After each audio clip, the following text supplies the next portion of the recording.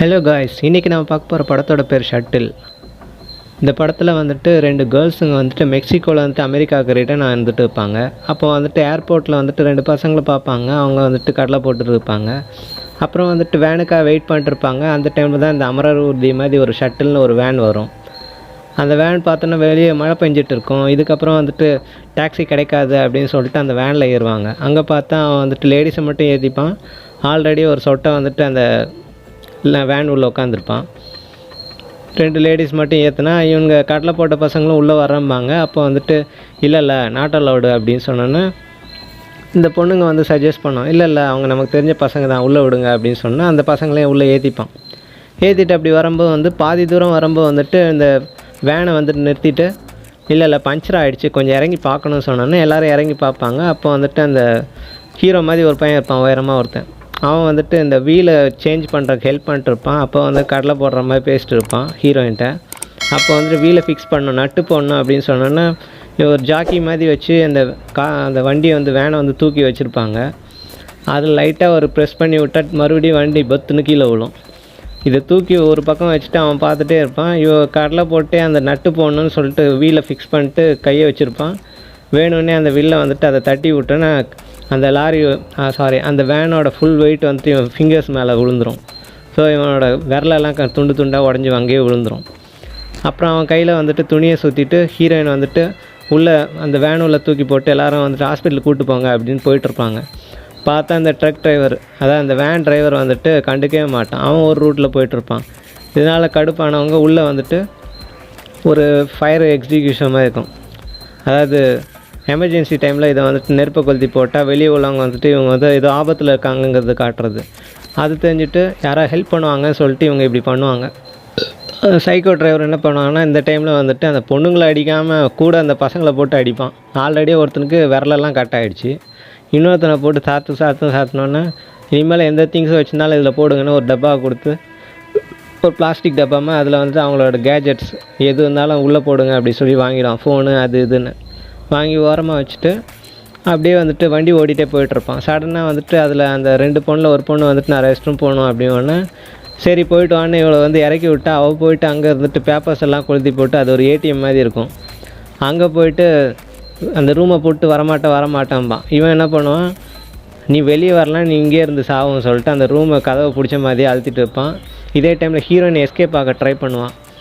அவள்கிட்ட வந்துட்டு இவன் கத்தி பேசுவான், நீயா வந்துட்டு உன் ஃப்ரெண்டு கதவை ஓப்பன் பண்ணுறியா இல்லை நான் வந்துட்டு அப்படியே கதவை மூடி அவளை க்ளோஸ் பண்ணுவான்னு கேட்டேன்னா அவள் பயத்தில் வந்துட்டு அவள் ஃப்ரெண்டோட கதவை அந்த ஏடிஎம் மாதிரி இருந்தெல்லாம் உள்ளே போயிட்டு வந்தாள் ரெஸ்ட் ரூமு.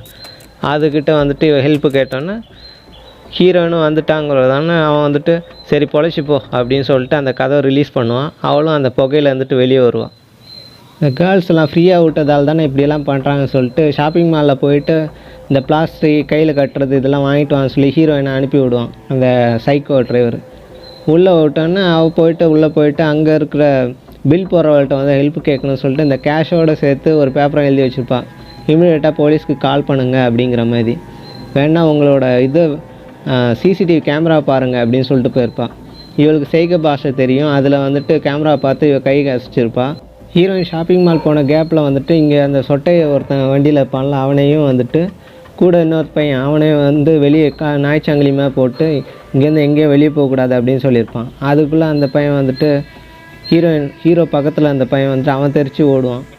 அவன் ஓடின வேகத்தை பார்த்தோன்னா இவன் வண்டியை ஸ்டார்ட் பண்ணிடுவான். வண்டியை ஸ்டார்ட் பண்ணி அவனை விரட்டுன்னு விரட்டி ஹீரோயின் கண் முன்னாடியே வச்சு ஏற்றிடுவான்.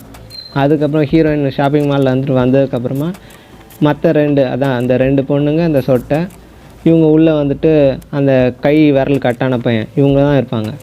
இப்போ வந்துட்டு அந்த பையன்ட்ட வந்து கை விரல் கட்டான பையன்ட்ட வந்துட்டு அந்த கண்ணாடியை உடச்சிட்டு வெளியே ஹெல்ப்பு கேட்போம் அப்படின்னு சொல்லிட்டு அங்கே வந்துட்டு கண்ணாடியை உடச்சி ஹெல்ப்பும் கற்றுவாங்க. அப்போவும் யாரும் கேட்க மாட்டாங்க. ஹீரோயின் கால்கிட்ட வந்துட்டு அந்த ஸ்பேனை டைட் பண்ணுற ராடு இருக்கும், அதை நைஸாக பதுக்கி வச்சுருப்பாள். அந்த ராடை வச்சுட்டு சைக்கோ டிரைவர் வந்துட்டு அட்டாக் பண்ணிட்டு இவங்க வந்துட்டு வண்டியை ஸ்டாப் பண்ண ட்ரை பண்ணுவாங்க. அதுக்குள்ளே பார்த்தா கழுத்தில் கத்தி வச்சுருவான். யாரும் பார்த்தா அந்த சொட்டை அவனும் வந்துட்டு அந்த டிரைவரோட ஆள் தான். பார்த்தா கோட் சூட் போட்டு நல்லவன் மாதிரி உட்காந்துருப்பான். அதுக்கப்புறம் என்ன, ஹீரோயினும் அந்த கூட வந்த பொண்ணு வாயில் வந்துட்டு துணியை சுற்றிடுவானுங்க, அதான் டேப்பை ஓட்டிடுவானுங்க. அந்த கை விரல் கட்டான பையன் அவனை வந்து ஷூட் பண்ணி இவங்க ஒரு பாலம் வரும், அந்த பாலத்தில் வந்துட்டு வெளியே தூக்கி போட்டுருவாங்க. இந்த கேப்பில் அந்த 2 பொண்ணில் ஒரு பொண்ணு வந்துட்டு ஓடி போயிடுவான். ஓடி போயிட்டு ரோட்டில் ஒருத்தன் இருப்பான், அவன் ஹெல்ப்பு கேட்பான், அவன் நிற்காமல் போயிடுவான். அவன் மறுபடியும் வந்துட்டு அவன் வந்து ஹெல்ப் பண்ணுவான். அப்படி ஹெல்ப் பண்ணும்போது பார்த்தா லாங் ஷாட்டில் நம்ம சைக்கோ டிரைவர் வேனோட வந்துட்டு அவனை இடித்து காலி பண்ணிட்டு மறுபடியும் அந்த பொண்ணை வாரி போட்டு போயிடுவான்.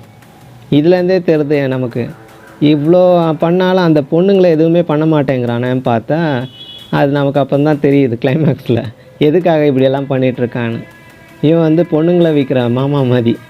அதனால வந்துட்டு பொண்ணுங்க வந்துட்டு எந்த கிராஷும், அதாவது எந்த ஒரு அட்டாக்கும் பண்ணாமல் அவங்க உடம்புல எந்த தழும்போ கீரலோ இல்லாமல் சேஃபாக கொண்டு வந்து சேர்க்கணும். அதுதான் இவனோட வேலை. அதாவது பொண்ணுங்களை கடத்தி விற்கிறது. அதுக்காக இந்த பொண்ணுங்களை வந்துட்டு மறுபடியும் போயிட்டு ஒரு ரெஸ்ட் ரூமில் கொண்டு போயிட்டு விட்டு முகத்தெல்லாம் க்ளீன் பண்ணிக்கோங்க அப்படி இப்படின்னு சொல்லிட்டு அவங்க க்ளீன் பண்ணிடணுன்னா அவங்க ட்ரெஸ்ஸை கட்டிட்டு இன்னர்ஸோட நிற்க வச்சு ஃபோட்டோ எடுக்கிறான். ஃபோட்டோ எடுத்துகிட்டு இருக்கும்போது அப்போ வந்துட்டு ஒரு ஆளை கூப்பிட்டு வந்துட்டு இது ஓகே பாஸ் அப்படிங்கிற மாதிரி காட்டினோன்னே என்ன அடி ஓவர் போல் இருக்கு அப்படிங்கிறான். ஆமாம், எல்லாமே தியாகத்துக்காக பண்ணுறது அப்படின்னு சொல்லிட்டு இருப்பான். அந்த ஹீரோயின் பக்கத்தில் உள்ள பொண்ணை ஒரு காரில் போட்டு அனுப்பிவிடுவாங்க. ஹீரோயினை மட்டும் வந்துட்டு வச்சுட்டு வேறு ட்ரெஸ் மாற்றிட்டு கூப்பிட்டு போகிறக்கு பார்ப்பாங்க. அதுக்குள்ளே வந்துட்டு கத்தி எடுத்து மூஞ்சி கிழிச்சிருப்பேன்ப்பா.